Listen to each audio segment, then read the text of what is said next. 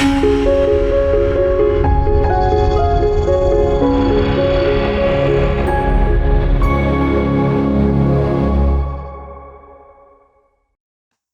my name is Toya Church, founder of Toya's Exquisite Catering. Welcome to my kitchen. Today we'll be making cross buns.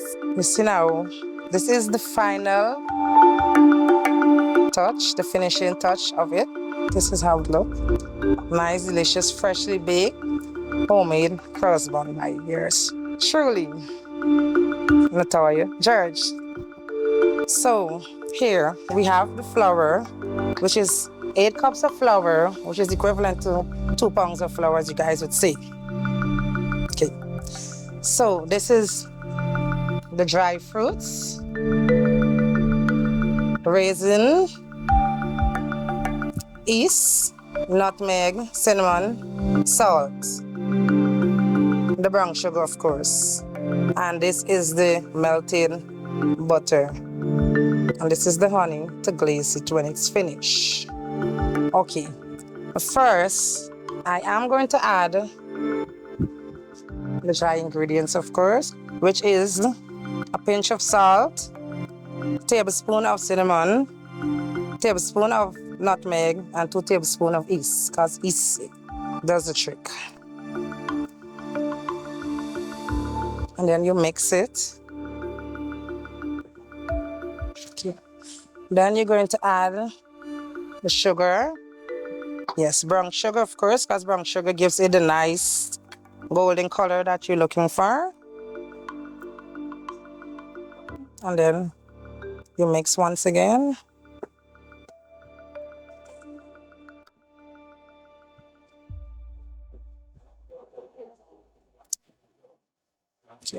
Then we're going to add the raisins, which is half cup of raisins, along with the fruits.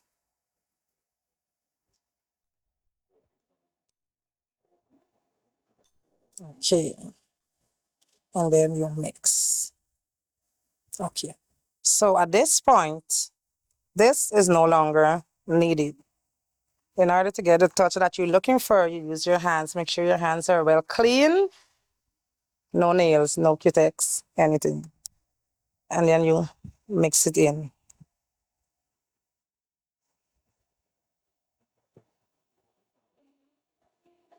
Okay. Also, we add the melted butter. You can see that there's definitely enough fruits in here.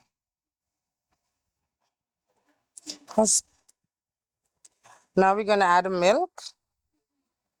Well, the milk I just average, honestly speaking. I think I've been making this too long to use the measurements. So you add a little bit amount and then you mix it in. I prefer to use my hands instead of a mixer. You see, when you use your hands now, you get to mix it in well. I've been making cross buns for like 6 years now. And every year I just get better and better and better. Honestly, they have a lady by the name of Olinda Myers. When I would visit her, I would say, Linda, that's why you always making this cross once I get the place when it's so nice and it tasting good. Let me see what you do, how you make it. Let me go home and try myself. But however, she showed me to make it with coconut milk. But however, when I went home and I tried it with the coconut milk, it didn't work out. So, okay, we add a little oil on it just to keep it. Okay, so this is what you're looking for. You see the moistness? When you press it and it bounces up, you did a good job. So you leave it to raise now for about 1 hour. So when it's double in size, you come back, you check it, and then you roll it off. Yeah, so as I was saying before, She taught me to make it with coconut milk. So I was like, let me go home and try, you know. I put two and two together because I already like the kitchen and I like cooking. Yeah, so Miss Linda would say, try go home and try. It's not hard. So I went home now and I say, hey, let me try myself and prepare the cross buns. When I first made the cross buns, I was like, this is what I really made. It came out dry and husky. I was like, what is this? I was like, this is not what I see. This is not what I taste. Plus, it had no taste whatsoever. I was like, no, Toyo, you got it strong. So let me try one more time because I do not give up so easily. So, tried it second time. I said, let me not try the coconut milk. And let me try full cream milk or the box liquid milk and see what I'll get. Add my own secret ingredients in it that I will not mention. So when I add it, I was like, yes, and I also realized before that it didn't raise enough. It was like you could play war break. Because like when I made and I took for mommy, mom was like, Taya, this is what you made. I was like, I'm making cross buns, plus I want to sell it too. Mommy was like, you selling this to who? Who buying this? I was like, you can see, I can get to try it the next time. So I went and I tried, add my own thing into it, a little more yeast. Boom, came out perfect. I still tried again because I still wasn't convinced. And when I tried, I take it to each and every person that I know, my friends, family, everyone said, look, taste this, free cheese. So everybody say, boom, they like it. And I start making it, start selling it at $400 a bag. I said, let me try this the first year and see how it goes. Tried, still never make such a big amount, huge amount. I said, all right, tell you, make small portions until you could make big ones. Try it. I see everybody saying, yeah, they like it, they like it. Only thing they were complaining about the size. They were saying it's too small. I was like, okay, I need to do better next year, increase on the size. So from then onwards, I keep getting better and better, lead to perfection, because I know I am good at what I make. And I am good at making crossbodies. So, yes. So 6 years now, I've been making crossbuns, and I love doing it. Okay. See, this is what we're looking for. You see, it's double in size. So that means it's ready. See, it's ready. Okay, so the surface here is already clean. So we're going to dust the surface. So, yes. You see, once you see this, I mean it's soft.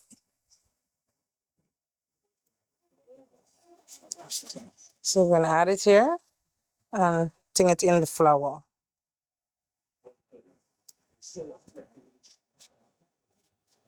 And roll it. I'm doing this here so that I can cut into the pieces that I need. So, well, I just average and cut because remember you make to the size that you wish to have. So we're supposed to get anything like 24 cross buns with this amount of flour that we mix. Okay. But before, let me base the pan. You use butter with your brush. Honestly, making cross buns, you gotta love baking. You gotta love doing what you do in the rest. Only the strong will survive. I never lie, honestly speaking. Because I don't have a mixer. So I mix with my hands if I'm mixing. Well, recently now the sizes have increased. The amount, sorry. So I now would mix like 50 pound, 50 pound, 50 pound, and so on. And when you gotta mix with your hands, oh my gosh. Oh my gosh, it's not easy. But I do it because I love it. First, when I started making cross buns, I started making, I didn't even make in a bag. I was making like 20 cross buns and I can be like sharing it out to everybody and so on. And then when I start getting sale for it, I said, let me start. I start making like, the first time I did it, I make like a 50 bag. I was like, interesting. Next year I go in again. And then every year keep increasing, increasing. And of course, I would make cards, flyers, and so on and post it. And then mommy, she would brag. You could even make anything. She is brag about it. So when mommy brag, you definitely getting sales. Even if it doesn't taste good, you can sold out. So, and I think that motivates me. I like when I make something and I was like, how it tastes? You let me know what I need to improve in, if it's good or if it's not, so that I can improve next time that I'm making. So sometimes you might hear, some people might say, oh, it tastes good, it's hard. Some people say, oh my gosh, I love it, love it, love it. But now, honestly, I could tell you, I don't really get no bad feedback on cars ones. Everybody likes it and wants more of it. Ain't no lie. And then I sell it affordable to suit everyone's pocket. So, yes. Then I make sure that I package it off nicely. So I get points on packaging. A plus. So, yes. So you roll it in a ball so you don't get flat crossbones. I would put like 5 crossbuns in a bag or in a container and I would sell it to customers on an affordable price. First, when I now started, I started selling at $400. Yes, that was the price. And every year I would say, I'm going to add on 100, 100, 100. Because, you know, if you go big, you're going to lose the customer. You're trying to build clientele. So, yes, now I'm selling at $1,200 a bag, which is affordable. And in the container is $1,400 for the same 5 inside. And you do get cross buns and not cross tennis roll. That's what some people would make and say, it's cross buns. If you don't have fruits in it and your raisins, it's not cross buns. You have to get it. And also, you have to be making it with love. Love is needed in anything that you do, anything that you're making. Love, you need it. So if you don't love what you're doing, you will not get what you're looking for. Honestly, I don't really know where cross buns is originated from, but I know that every Easter, there isn't a home that doesn't have cross buns, especially on Good Friday. Mommy can say, no meat in the house, we got cross buns and farmer's deli. And my mommy made 11 of us.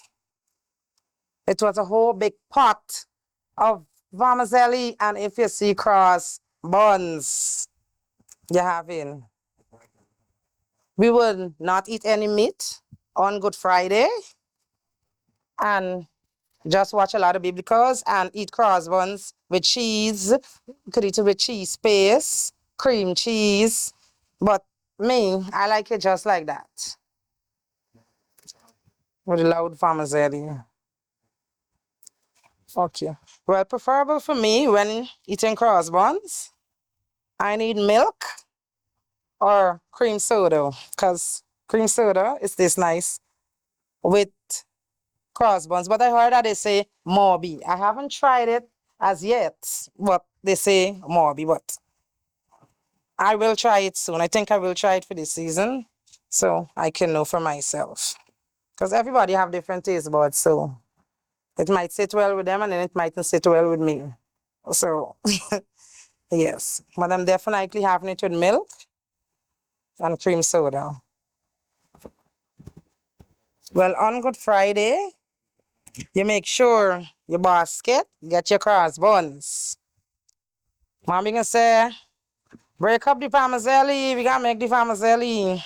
But you gotta go to church first. If you don't go to church early morning, 7 o'clock, I think, it's 7 or 6 o'clock.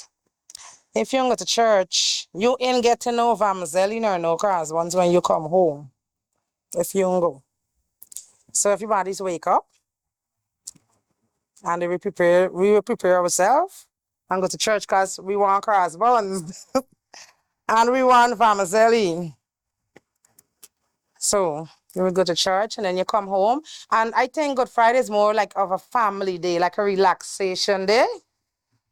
You just relax, you share jokes around the home and so on.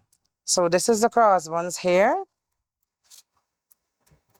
We are going to leave it to raise for 30 minutes. And then when I come back, I'm going to clip it to make the crust because I don't like making the flour mixture and put on top. I don't like that. I prefer the other way. My way is unique, so I like the clipping up with the scissors on top. So we're going to leave this right here to raise. So now that is raised, you clip it now, whereby the Christians say you put a cross on it. They say it symbolizes Jesus on the cross. This takes approximately like 4 to 5 minutes. It all depends. If you break it on slow, it is 4 to 5 minutes. Otherwise than that, it's 25 to 30 minutes. It take at 250 degrees. So you cover it back and you leave it for 5 minutes while the oven is heating up, and then put it into the oven to bake. I'm doing this as a job because I am a young entrepreneur. Love being independent, earning my own cash, of course. So it started off as a hobby. I would just cook different dishes, bake different stuff, and like just share. I was like, Tony said you just making this stuff and just sharing. Why not do it and make money? Because everybody needs money. If you want nice stuff, well, you're gonna pay for it. So I started off making, because I always could cook. Like. So I would cook different dishes and so on. And then I said, move over to the baking. Then I started cakes. I never like doing cakes, honestly speaking, because of the icing. I don't like it. But I was like, how much a cake? Every time I ordered, I was like, hearing the price, I was like, Toya, you go in cake classes. You're going to learn to do cake. So when I went, I can remember the first time I did a cake. Oh my gosh, it was a disaster. I made a cake for my goddaughter, Jemiah. When I made this cake, this icing, I mixed the icing wrong. Everything I did wrong. So I didn't know. I keep putting the icing in the fridge. When it gets stiff, I took it out, put it on the cake, put the cake back in the fridge. I was like, when I ready to take this cake, I start this cake from since 11 o'clock in the morning. 7 o'clock, I reach to the child party, the cake ain't finished. But I don't want to buy a cake. I want to do this cake for this child. I don't know. I just wanted to do it. I made 2 cakes too. If you see my design with my thimble, I'm a designing. By the time I reached, because I was living in Magdum at that time, when I reached to South, this cake was running. I was like, oh my gosh. I was like, what's this here? I do look people there here with this cake. But when the child came out, I was like, Auntie Toya, you bring my cake, you brought my cake? I was like, yes, baby, but it don't come out good. She's like, wow. Auntie Toya, I like it. But I forget about how the cake looked, and I was overwhelmed with the child. I was like, if she likes it, well, I like it then. I mean, I did a great job, because if she's happy, that's all that matters. Now here, it's ready now for the oven. Right, so.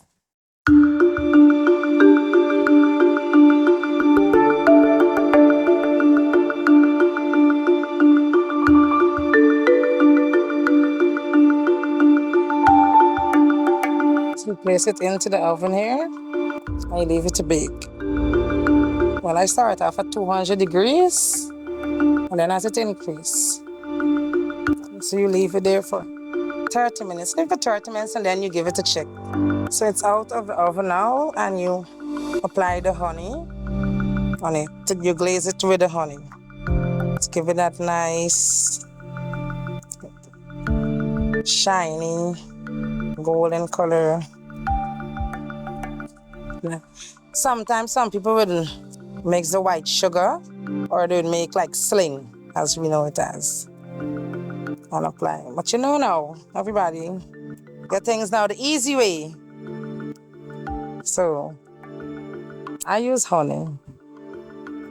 You see now, this is the final touch, the finishing touch of it. This is how it looks. It's done by Toya. Toya's Exquisite catering service.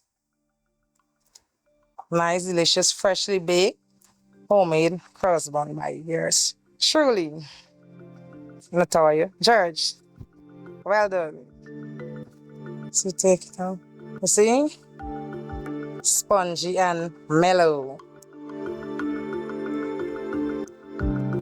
So I would put 5 of this in a plastic bag and sell it for $1,200.